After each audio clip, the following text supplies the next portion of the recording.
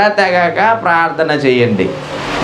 ఇప్పుడు ఎడతెగక అంటే అర్థం ఏంటి? ఎడతెగక అంటే 24 hours. ఇప్పుడు మాట తీసుకొని ఏమన్నారంటే 24 గంటలు ప్రార్థన అన్నారు. కానీ ఇక్కడ జాగ్రత్తగా ఆలోచిస్తే ఎడతెగక ప్రార్థన చేయండి అంటే అర్థం ఏంటంటే అచ్చ తెలుగులో మనకు అర్థమయ్యే భాషలో చెప్పాలంటే మీ ప్రార్థనలలో కొనసాగండి అని అర్థం. ఎడతెగక ప్రార్థన చేయండి అర్థం ఏంటి?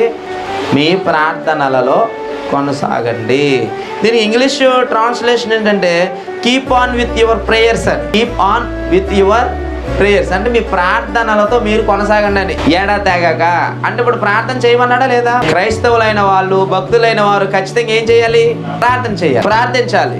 అంటే మన ఆత్మీయ జీవితం బలపడాలంటే ఖచ్చితంగా మనకు ప్రార్థన అవసరత ఉంది, చేయవలసిన అవసరత ఉంది.